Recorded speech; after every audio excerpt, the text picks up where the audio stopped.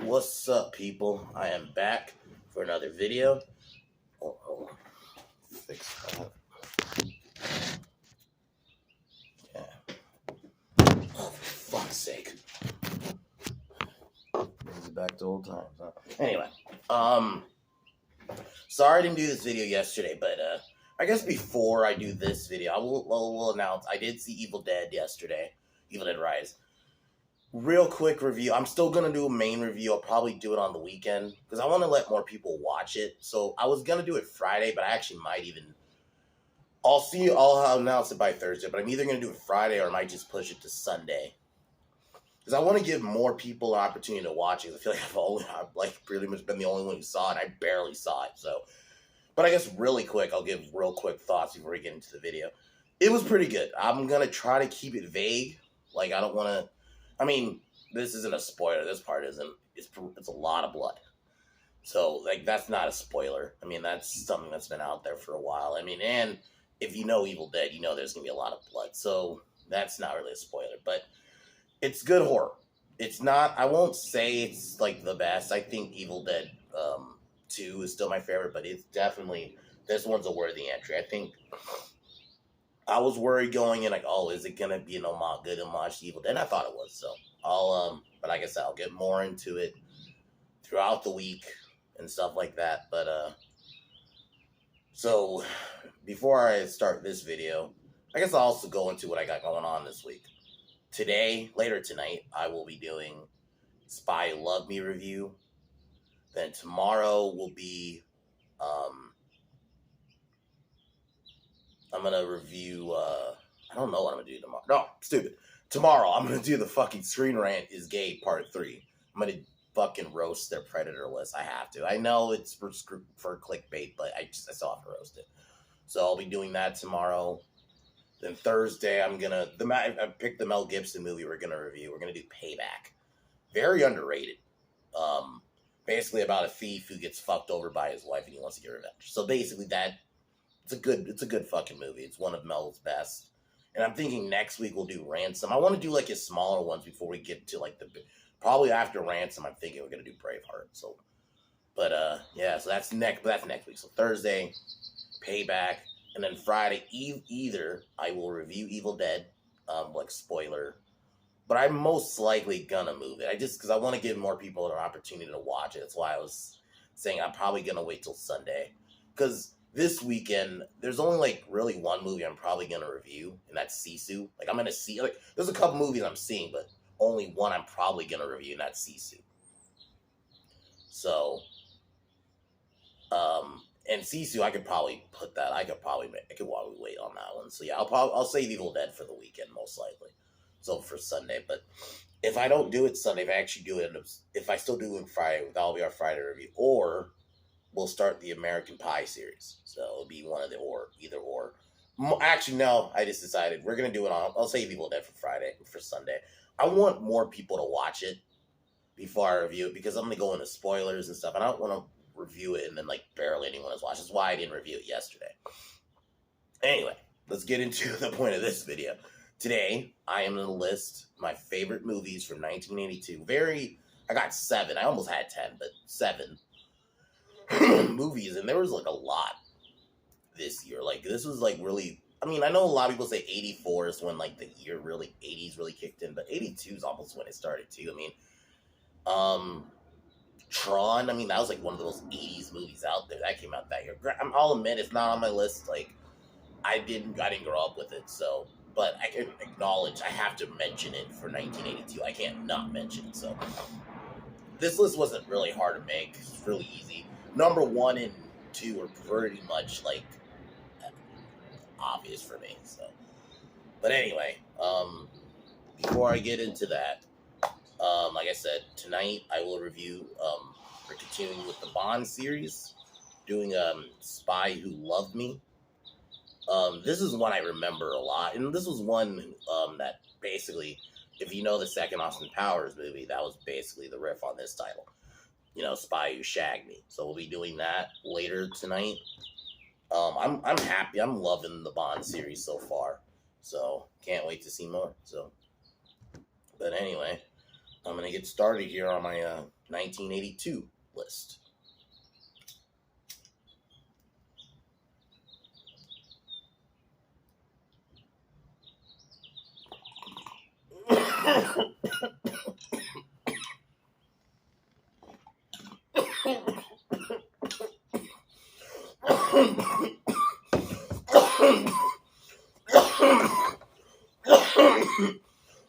All right, we're gonna start with number 7, and that's Friday the 13th, Part 3.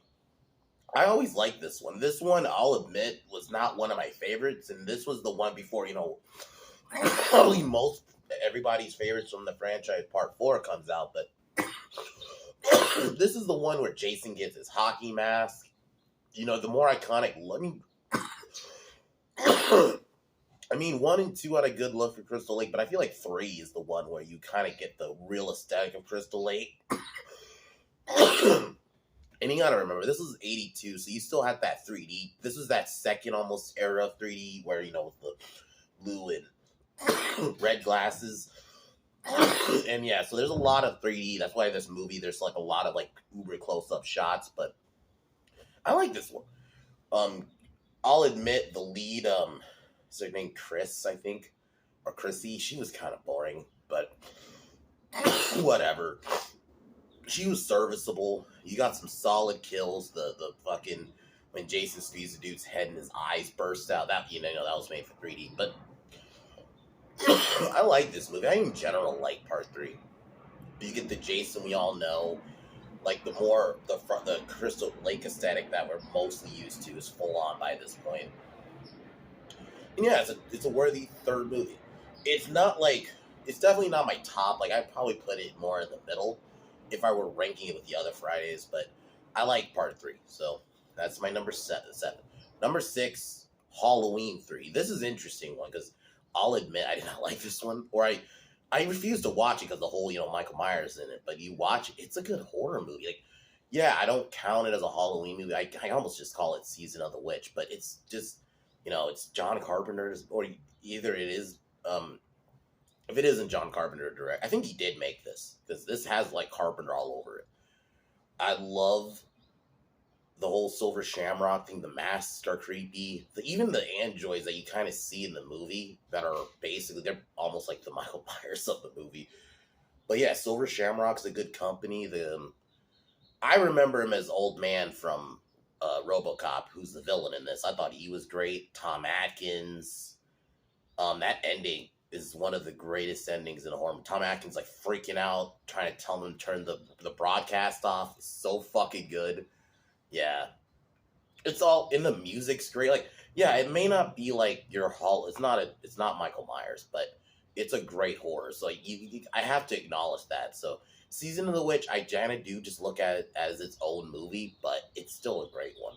And I definitely had to put it on the list. So number 6. Now we're on top 5 territory.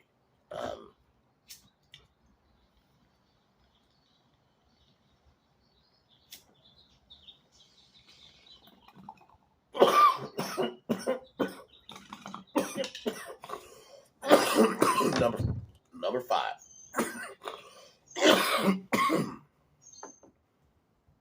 48 Hours with Eddie Murphy.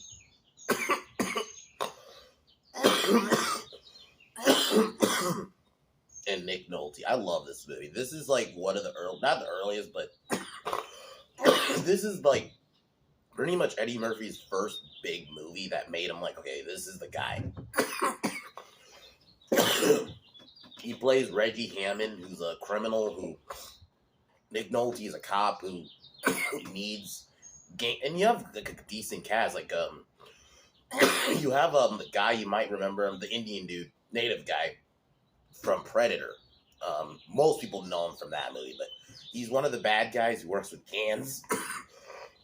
It's just an all-around funny movie. Very on PC, because they do use a lot of racial slurs, just offensive language in general, but it is an all-around funny movie. The chemistry between Eddie Murphy and Nick Nolte is great. I like Nick Nolte's straight man. Yeah, he's kind of an asshole, and that's the thing, too, about these movies. These movies make these characters flawed. Like, Nick Nolte's, I'll admit, he's not the best guy. He kind of treats his wife kind of shitty. He, in general, is just an asshole, but that's what makes these movies great. And I actually really dug his chemistry with Eddie Murphy. In that scene where they're arguing, just throwing racial slurs at each other, always gets me. It was just at a time when you can have fun and you can just laugh at this dumb shit. So definitely it's not my favorite Eddie Murphy movie. It's still probably Beverly Hills Cop. I mean, I like two. I do prefer over one, but I watch but one. I just feel like is the right answer. But yeah, this is up there. If I had to list my favorite Eddie Murphy movies, this would be like number 2 or 3.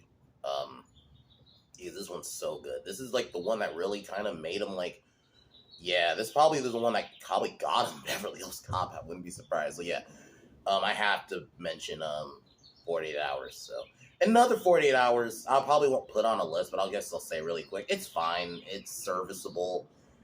It came out a couple years later. I think it was like 90. So actually, almost a decade later.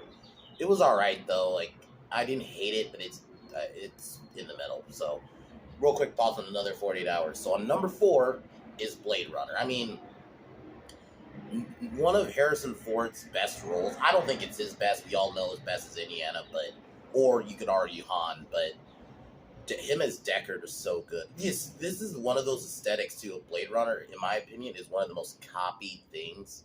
Like how many times I've seen movies and shows somewhat basically take Blade Runner's aesthetic and copy, and that is not a bad thing. I'm not even saying that's a negative, or inspired. But I'll use that word. Yeah, now that I'm thinking about it, copied is kind of does sound negative. So, but yeah, like very much inspired a lot of like the future not post-apocalyptic, but kind of cyberpunk look. This is like one of the earliest things that did that. And the replicants are interesting. And dude, Rutger Hauer is Batty. That fucking end scene where he's going the tears in the rains. Oh my god, well, that delivery is so good. It's just the rain's falling and fucking Rutger Hauer's going on this diatribe. It's so fucking good. It's just good performances. Yeah, it's kind of a slow movie. Unfortunately, it didn't do well at the time, but it is what it is. There's like my number 1. Y'all will probably know if you see the thumbnail. Didn't do well when it came out. It's just, I don't know. Audience was just different back then. Because yeah, this movie is so good. Like this movie gave us. Yeah, it's not an action fest, and maybe that's another thing. Because Harrison Ford had just did Indiana Jones the year before, so maybe they were expecting a more action-filled movie. There is action in this, but it's very much more of a slow burn. And it's more about the dialogue and the world it's building than necessarily like action. So I can kind of get maybe that's why like maybe people were expecting it like to be like a super more adventure-y sci-fi flick, like in the vein of Star Wars, not like more serious and a bit like of a slow burn. But it's good, man. Batty's a great villain, just all around awesome movie, and I like the whole replicant thing, and I like. In my opinion, I don't like it. I don't have the answer question. Okay. I like 2049. Don't get me wrong. I do. But I can live with there being one movie. I like Blade Runner 2049, though. I'll admit. I'm going to keep saying it. I like it. But I'm in the middle on it. Like, I acknowledge it's a good movie, but I really only look at it as a one-off. Because I think Blade Runner kind of should have been a one-off. But just such an awesome movie. Probably going to actually review it at some point. Maybe when I get into like Harrison Ford movies, like I'll probably eventually, do Indiana Jones. I'm not going to do Star Wars per se. He's not a lead in those. But like Air Force One, I'll definitely eventually get around to doing this one. Because this one's an awesome one. And just I'm going to mention again the aesthetic of it. Actually, the music too. It's very underrated. So Blade Runner is my number 4.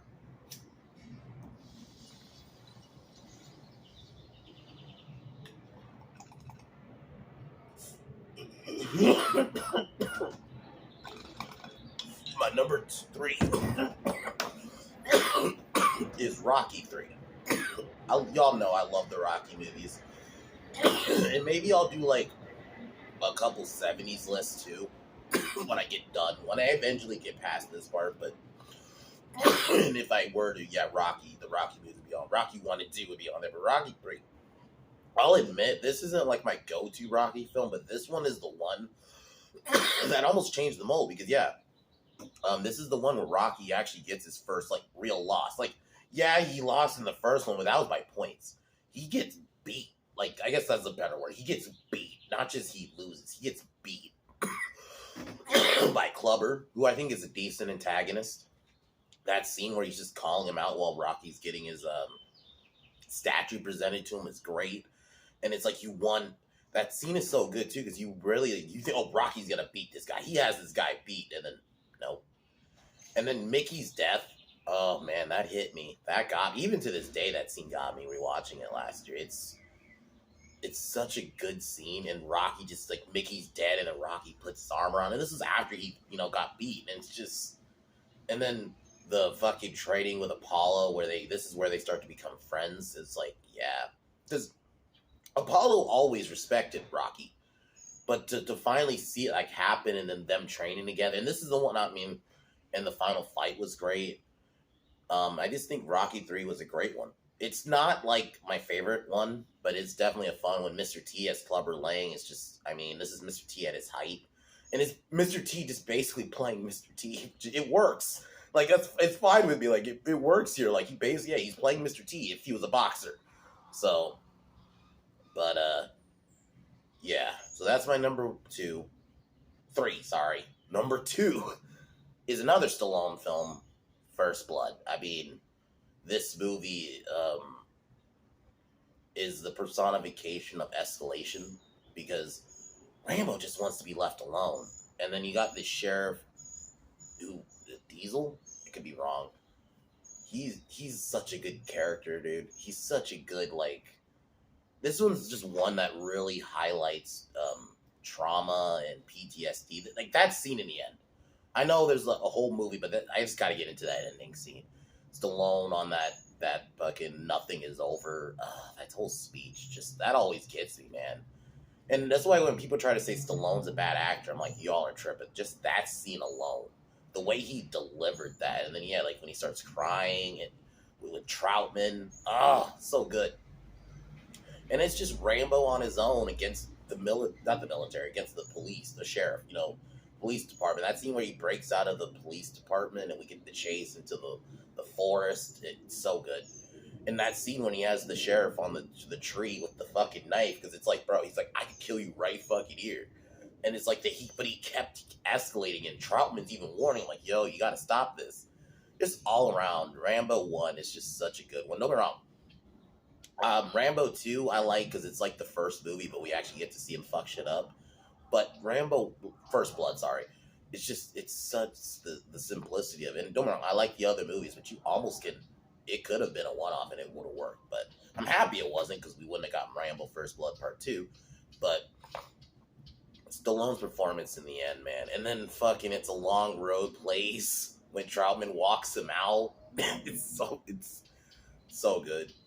Yeah, I watched that film a lot, man. First Blood, like, or at least that fucking scene in the end with Stallone, the nothing is over scene. Like, I definitely watched that, even just by itself, because just like you just see the level of acting. It's like, dude, Stallone killed it, man. So yeah, that's my number 2. I should have given before I go to my number 1. I definitely at least will give a shout out to Conan the Barbarian. I like that movie, but it was just never one of my favorite Stallone. It's not my favorite Schwarzenegger movies, but I definitely have to at least give it a mention because it came out this year. But my number 1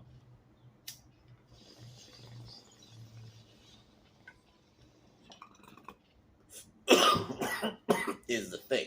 I mean, The Thing is, in my opinion, one of the greatest sci-fi horror movies. I would probably say after Alien. The Thing is that 1982 Thing. Like, this is another one where at the time it didn't do well, but Kurt Russell's in it. The whole cast in general, Keith David, just this team. And then, the opening where you see, like, these guys try to shoot this dog. You don't know what's going on. You don't know. You just see them trying to shoot a dog. And you don't know, this dog's an alien. And then that scene where the dog actually reveals itself as an alien with the other. That scene is so fucked, man. But, like, the practical effects, I love the snow setting. This is probably, if I had to say my favorite isolated horror, this is Alien might be my number one, but this one's number two. Like, this one is isolated horror at its best. Like, and this one almost started, like, I would say this movie even started a trope of, you know, how many shows, like X-Files did an episode like this where basically you got people locked in either snow or some kind of thing together, and they start, like, going stir crazy and start, you know, blaming each other when something is, you know, sorry about that, when something is taken over. And I actually like the thing creature, the alien, being like not, you don't, it doesn't have a distinguishable look. Like, you know, it, like, there's the spider look, but like, it doesn't have like a distinguishable, it's not like the xenomorph, right? Like, you know what the xenomorph is. So I like that. And the whole, it can be anybody and mimic thing. It's just, this movie really shows also like people going stir crazy perfectly. And the level of people just like, these guys are friends, man. And then they just start like just accusing each other. And then the ending is great with Keith David, because you don't know. You don't, it almost, it leaves it very open in the air. Is one of them a fucking, is one of them a thing? Yeah. And then the blood scene at the fucking suspense. And like they really did that scene well. That's why I love this movie. I watch this movie like definitely all the time. I probably actually might watch it tonight. After like, I'm gonna watch Spy Who Loved Me, but maybe like way later tonight, I'm gonna watch the thing. Just because like this movie is just so fucking good. And yeah, so that's my number one. And this, I mean, there was no other answer for me for 1982. It was like First Blood is close, but the thing just edges it out just a smidge for me. But yeah, that's my list for 1982. Next week, I'll just say next week, but I'm gonna try for Monday. We'll be doing 1983. This one might be a bit harder. Aside from Scarface, I'm gonna have to really think what I can think of my favorite movies from 1983. That one's gonna be interesting. So it'll be a challenge, but I could probably do it. So, but that'll be next week. Tomorrow, tonight, Spy Who Loved Me review, and yeah. Other than that, this was a fun list, and I'm happy I'm doing this because there's a lot of movies from certain years, man. And I think when we get to like 84, definitely 87, it's gonna probably be more than 7. It'll probably be like 10. So, but anyway, I'll talk to y'all later tonight. Cheers.